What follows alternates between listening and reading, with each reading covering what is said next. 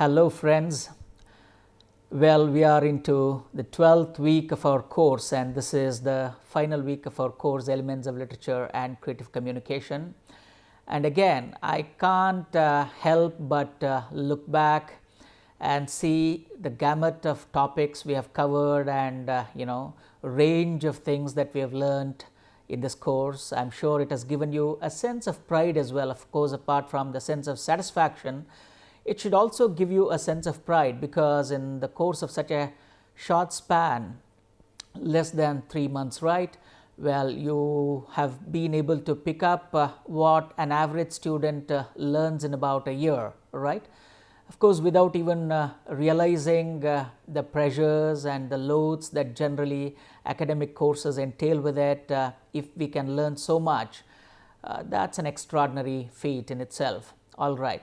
So, again, this is a week where we discuss drama, and to be precise, we discuss in this week Indian drama.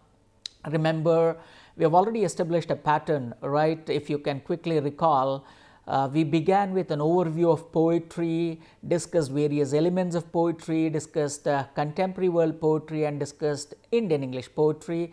And similarly for fiction too, we did something like that, and in drama as well, we are following some kind of a pattern, right?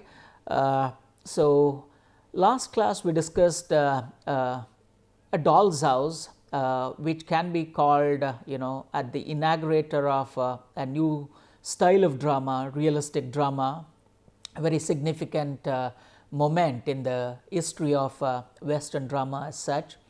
So in this class, again, we are going to pick up another very interesting play for discussion, but before that we need to understand an historical overview of Indian drama, and then probably we can pick up a play for discussion. In fact, the play we plan to pick up for discussion is Hayavadana by Girish Karnad.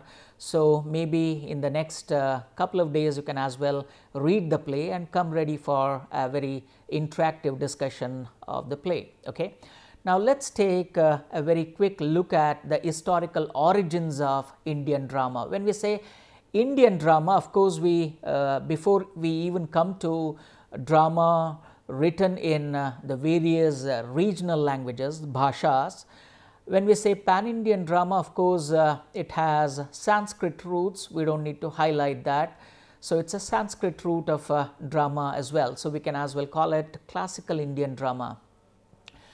Well, classical Indian drama as written in Sanskrit existed in the subcontinent for about 2000 years. In fact, literary historians have identified, somewhere between 200 BCE, 200, in the 2nd century BC as probably the rough, starting point for classical Sanskrit drama, and from there it moves on. So that's the first point, So drama elsewhere, drama in the Indian context too finds its connotations in the religious traditions, especially where you find, it goes along with dance and music go together. In fact, our earliest performances had an invariable correlation between dance and drama. Therefore, you can call them, dance and music, they were, invariable, integral part of drama. And whenever we discussed Indian drama, generally speaking, of course, the first point of discussion is Natya Shastra and of course Rasa Theory. Before we delve deep into what Rasa Theory is and what Natya Shastra is, we need to know that these are what can you call? You can call them keywords, the first keywords that you can encounter when you come to classical Indian drama. Okay. From here, Natya Shastra is our first step. In fact, Natya Shastra is considered as the first Sanskrit treatise, believed to have been written somewhere between 200 BCE to 200 CE. Remember, we didn't have the concept of history in the Western sense of the term. We have already identified that. So based on certain textual evidence, we can locate the text, we can locate the historical origin of the text somewhere between 200 BC to 200 CE. And this is one of the most ancient and authoritative texts on performing arts and dramatic arts written by Bharata Muni, like Aristotle's Poetics, but a little earlier, or maybe you can say a little more expansive than Aristotle's Poetics, Natyashastra here. It is said that it has about 36 chapters and about 6,000 verses.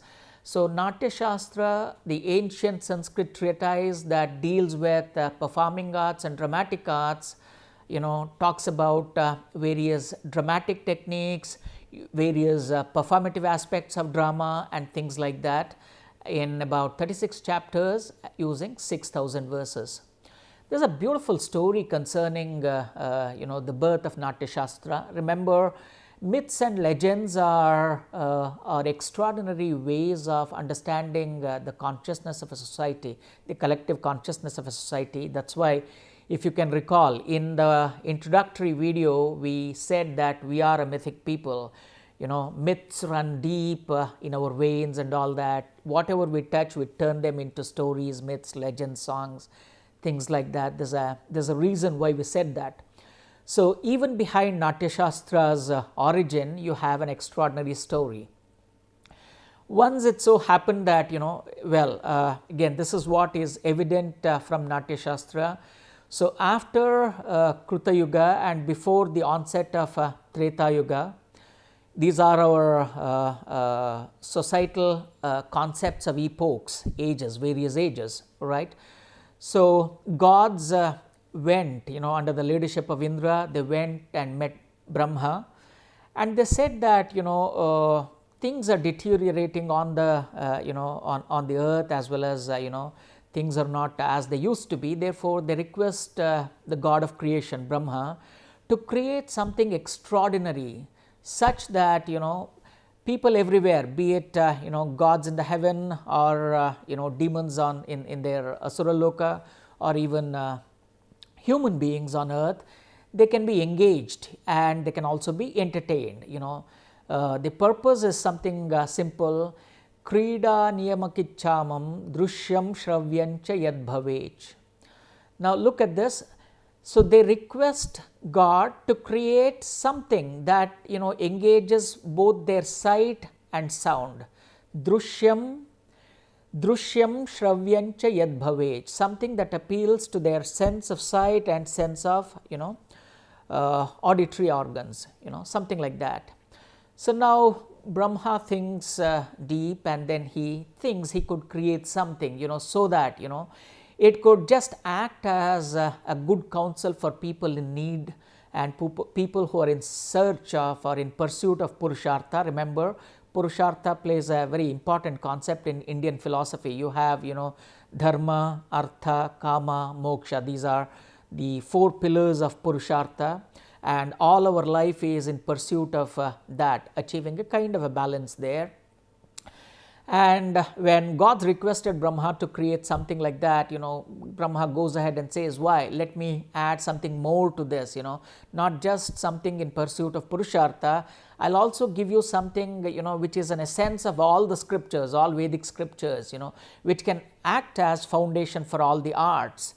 Therefore, with that intention, Brahma creates, Natya Veda. So, he picks up, in fact, out of the 4 Vedas, he picks up parts from various Vedas and creates the 5th Veda and calls it Natya Veda, or the performance arts, something like that. Now look at this particular aspect should reveal the kind of importance dramatic arts and various other performing arts enjoyed in India.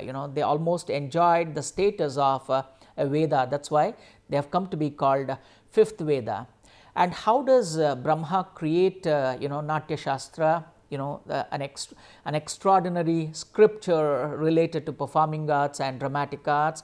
He picks up words from Rig Veda, the ancient Veda, that, right? He picks up, the storyline. He picks up the storyline or the word Pathya from Rig Veda.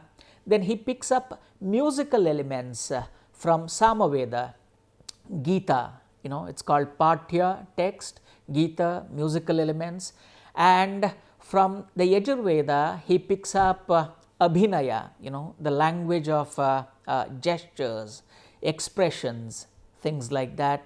And from the fourth Veda, Atharva Veda, he picks up Rasa, or the aesthetic experience, and thereby he creates the fifth Veda called Natya Shastra. So, this is an excerpt from Natya Shastra. Let Natya, which is a combination of drama and dance. Natya has both the connotations, Nataka and Natya, Nartana, both have the same root words in Sanskrit, that's why it's a dramatic performance or a dance drama, whatever you can call it, it's a fifth Veda, something like this.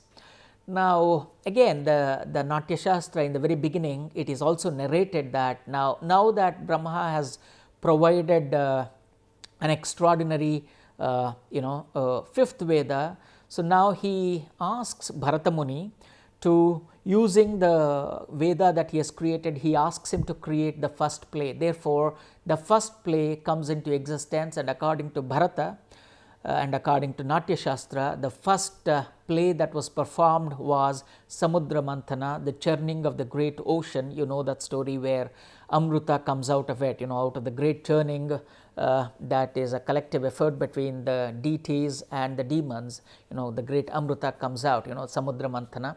That's the performance, so that's supposed to be the first play. So, this is the story behind the birth of Natya Shastra. I hope you enjoyed it. Right. So, not just a story behind the birth of Natya Shastra, Natya Shastra also describes in detail the underlying plot and structures governing any dramatic performance. Not just that, of course, he also says that actors who perform in these kind of performative arts, they should be they should be perfect examples, something like they must be connoisseur of art. Therefore, it is said that Gandharvas, these are semi-divine beings, Gandharvas and Apsaras that we talk of, divine damsels, they were created as actors. They are the first actors, and Gandharvas are the first music accompaniers, something like this, So, it also discusses in detail Sanskrit prosody, the meters with which you compose it, and what is the ideal language of expression, what kind of poetry you make use of it, or what are the various attributes of poetry that should get into the making of a drama, what are the various figures of speech, what is the amount of various figures of speech that needs to get into there. All these things, a very prolonged and a detailed discussion of including the role of women in the performing arts, So, that's why it said that it's a very detailed compendium. It's the scope of this particular book is a little bigger than Aristotle's Poetics, right? This is Natya Shastra for us.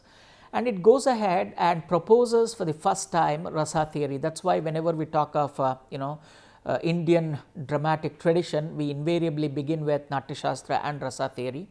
Rasa Theory is the first theory, an aesthete theory that's proposed, wherein roughly speaking, Rasa stands for the essence of emotion. It stands for essence or aesthetic flavor. It refers to roughly, it's not an emotion, it's not even a feeling, but an aesthetic flavor, you can call it. And when you watch a play being performed, then this, according to this theory, it gives birth within the spectator various rasas. Of course, there is an inherent rasa within the audience, and when you watch a play, there is some kind of catharsis that takes place between the two rasas, between the two bhavas, and that gives birth to a kind of an extraordinary feeling, purgation, or what we call in the Indian context moksha. So, these are something that can be kept in mind. Well, based on the detailed discussion of rasas, in fact, when Bharata proposes Rasa Theory, he comes out with 8 rasas connoting different 8 emotive states, and then later Anandavardhana and Abhinavagupta expand it and add the ninth rasa and discuss rasa theory and take it to a next level. This is some thing that can be kept in mind. In fact, the 9 rasas are exemplified through the facial expressions here. So, and again, how is rasa generated when you watch a play? This is where it gets very interesting. In fact, here the text identifies 3 states of perception or 3 interrelated elements of perception. They call it vibhava, anubhava and vyabhichari bhava. These are various states of perceiving them. Now, what happens? Now, it says that vibhavanubhava vyabhichari samyogad rasanishpattihi. Vibhava, anubhava along with vyabhichari bhava together create or give birth to rasa. Vibhava, anubhava, vyabhichari, samyogad rasanishpattihi. So, when they come together, the fusion of all the 3 result in the creation of rasa, something like this. Then what is a vibhava? Vibhava is, a stimulus, it's a stimuli. When we watch, the moment we see something, it evokes a certain feeling in me, it evokes a certain sentiment in me. That can be called a vibhava. What is an anubhava? Anubhava is a manifestation of an internal feeling, through facial expressions, through gestures. How do these internal states of perception manifest? How do they manifest onto our face or through our body? How do they manifest? They are called anubhava. And vyabhichari bhavas are also called transitory feelings. Maybe they are not permanent bhavas, which are also called sthayi bhavas. So, these are transitory feelings, So, when we watch, maybe there is a trigger. So, a healthy combination of all these things result in the birth of rasa. This is what Natyashastra discusses, So, a combination of these 3 states of mind, these 3 states of perception. Okay. Now, let us take a look at the Ashta Rasa that Bharata Muni proposes in Natya Shastra. The first is Shringara Rasa, which can be translated as an emotion of love or romance. So, here now look how scientific it is, So, with each bhava, with each rasa, a particular deity is associated, a particular color is associated and a particular symbol is associated, And a lot of psychological studies have happened between these kind of connections, Of course, this is not a place, the class, this particular class doesn't provide us a scope to discuss the psychological dimensions of these things, but for our understanding, we can search it elsewhere maybe, Shringara, the emotion of love and romance is associated with color green. You have Hasya, which can be construed as mirth, an element of ecstasy, you can call it ecstasy or laughter, Again, the deity or the god associated with it is Ganesha, and the color is white. Raudra, an element of anger, a rasa of anger and fury. The deity is obviously Rudra and the color is red, you can make out that connection. Karunya, an element of compassion, empathy, remember, and its deity is Yama and the color is grey. It's not a paradox that Yama is the deity associated with compassion, and the color is grey here. And then we have Bhibhatsa, a rasa associated with a sense of disgust and repulsion, and the deity associated with it is Shiva and the color is blue. Then you have Bhayanaka, corresponds with terror, horror, and the color is black. Then Veera rasa, heroic feeling, the rasa of heroic feelings or courage, its color is associated with orange. And Adbhuta, an amazement, a sense of amazement and wonder, the deity is Brahma and the color associated with is yellow. And later, of course, along with these 8 you have the 9th rasa that gets added sometime in 8th century AD. right? And again, that's Shantarasa, and Shantarasa is a state of equanimity, a tranquil, perfect tranquil state, peaceful tranquil state, and the color associated with that is of course white again, Hasya and Shanta, white. So these are some things that can be kept in mind. So when when we watch a performance, that's why most of the times our performances are called Rasa Abhinaya, because Abhinaya that are capable of evoking in us various rasas. Through Abhinaya performances, certain rasas are evoked. Therefore, performative arts, they are also called Rasa Abhinaya. That's why when you watch either Bharatanatyam, Kuchipudi, Kathakali, Odissi, anything, various art forms, various dance forms, they are capable of evoking these feelings in us. Rasa and Abhinaya. Okay, these are some things that can be kept in mind while discussing Natya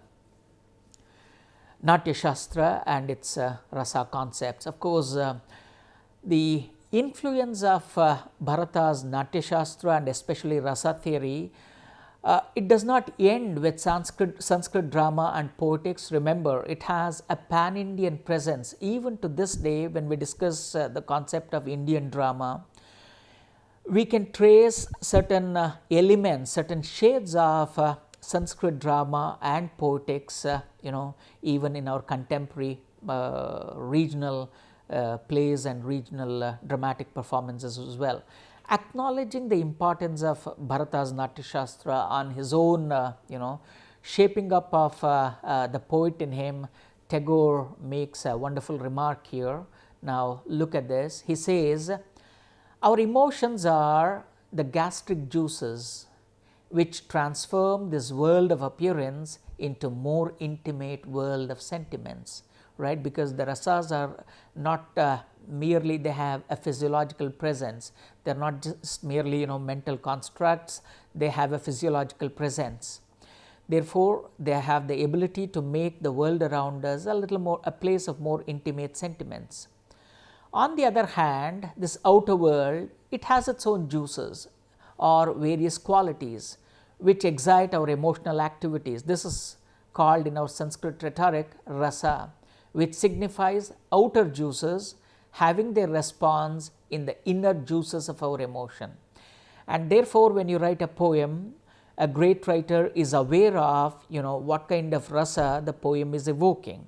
And when an actor performs or when a playwright writes, composes their plays, they are aware of the nature of stimuli that their work, dramatic works or poetic works, are capable of evoking in the readers or in the audience. This is what Tagore says, considering the importance of Natya Shastra and of course the concept of Rasa Theory. From Tagore, let's go and discuss Sanskrit drama in detail. Generally speaking, Sanskrit drama, when we say Indian drama, of course it has its roots in Sanskrit drama. We discussed this. The rise of the regional theatres, the rise of drama in the regional languages, it is of a much later origin. Okay, so until that point of time, you have Sanskrit drama. Okay, the first phase is set to that's called the golden age of classical Sanskrit drama. The first phase is the golden age. You have some remarkable dramatists and playwrights such as Kalidasa here. In fact, remember, Kalidasa has attained an iconic status, like Vyasa and Valmiki. Kalidasa has attained an iconic status in the collective consciousness of Indian society, right? So, beginning with Ashwaghosha, in fact, literary historians identify Ashwaghosha as the first playwright, though we do not have many plays that are written by Ashwaghosha right now, they are lost in time. Various other playwrights refer to Ashwaghosha. Ashwaghosha is the well-known Buddhist monk who is the author of this epic poetry called Buddha Charita, right? You must have read that in translation, Buddha Charita. So, Ashwaghosha, and from there you go to Bhasa and Shudraka, then you have Kalidasa and Vishakadatta. So, spanning 500 years, roughly speaking 500 years, the 1st century AD to about 5th century AD. Then from 6th century onwards, it's called the silver period of Sanskrit drama, you can call it, because already Sanskrit drama is slightly on the decline, because you don't find anybody that can match the stature and grandeur of playwrights and dramatists such as Kalidasa and Bhasa here. Some of the important names here stand for Harsha, Bhavabhuti especially, Uttara Ramacharita, you can think of those names, Rajashekara, again Rajashekara Charita and all that, Bhattanarayana, Kshemeshwara, these are some well known names. Then from 11th century onwards, it's the declining period of Sanskrit drama, and probably in the next 200 or 300 years, you find the entire tradition almost, dried up, something like that. Dried up not entirely, because the sucker of Sanskrit drama starts flowing in an indirect way through regional drama, regional theatres and all that, okay, that can be kept in mind, So you have Sanskrit drama being discussed in these two phases. The first poet is, the first playwright is Kalidasa. Kalidasa is a very well known Sanskrit poet and also playwright, and again remember the historical reference to Kalidasa is still mired in a lot of ambiguity, it's still shrouded in a lot of ambiguity, because scholars have identified a couple of Kalidasas, right from the one who existed in sometime around Kanishka, during the times of Kanishka, 1st century BC and all that, to 5th century, and some later historians have even spotted his presence in 7th century during the reign of Bhojaraja and others, and some associate him with Vikramaditya. So we don't exactly know which Kalidasa it is, but obviously there must be a writer such as Kalidasa, the author of some remarkable plays such as Abhijnanasakuntalam, Malavikagnimitra and Vikramorvashiya. Remember, Abhijnanasakuntalam, the influence of Kalidasa is not just on the Indian subcontinent. We have already identified while discussing, Goethe and world literature, how after having read Shakuntala by Kalidasa in translation, Goethe seemed to have remarked such an extraordinary imagination in Indian literature, and how that in turn shapes, his poetry, his plays and all that. So therefore, Kalidasa has had a huge global presence. Sometime in 17th century, you find translations of Kalidasa in many European languages, including German, French, English, and all that. So that's why Kalidasa comes first for us, an extraordinary, iconic playwright. And when it comes to Kalidasa, of course, we can't but think of Abhijnanasakuntalam. And most of his plays are, these are vignettes, vignettes from the Mahabharata, they are taken from some upakathas, various subplots of Mahabharata.